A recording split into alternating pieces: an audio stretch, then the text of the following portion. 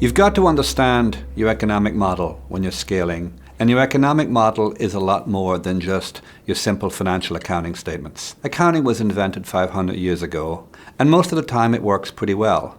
For those companies we referred to earlier on who are in the steady state, the Fortune 500, your accounting statements, income statement, balance sheet, cash flow, it's usually all you need to know about a company. When corporate America reports, all everyone wants to know is what was the EPS, the earnings per share.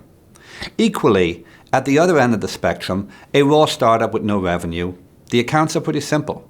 You have a pile of cash and you're burning so much per quarter, and that's all you really need to know until such time as you start shipping.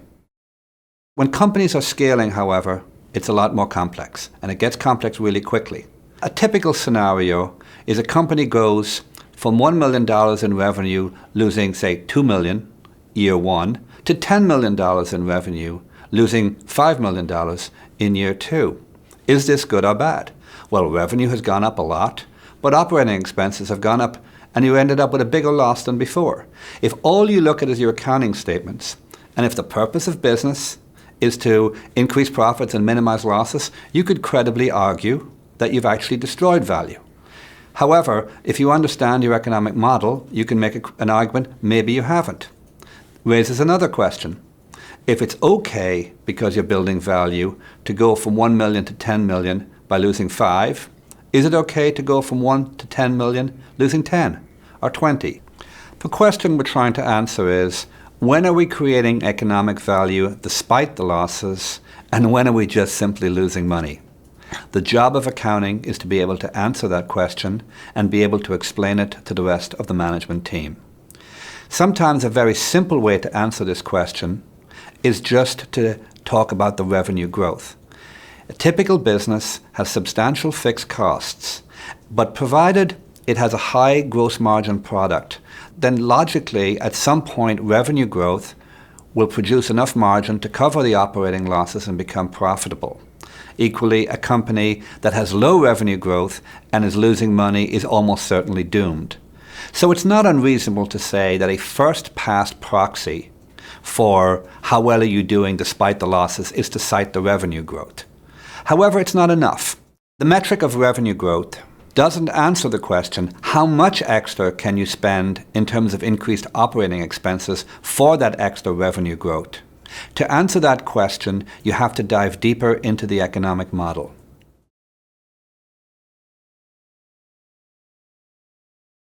There are all sorts of measures used to calculate this concept of the economic model for your business around customer costs. A lot of them go by the names CAC to LTV, which is cost to acquire a customer, versus LTV, where LTV stands for lifetime value. Let me give you a very simple example. A consumer business like a dating site. They have to acquire customers. The cost to acquire a customer, which is CAC, let's assume it's $20, which means it costs this company $20 to get one new potential dating customer. Then the revenue from that customer, say it's $10 a month. It's a subscription revenue business. And the typical customer stays with the company for 6 months before either opting out or hopefully getting married. So the lifetime value of that customer is 6 times 10, which is $60. So the ratio of LTV to CAC is 3 to 1.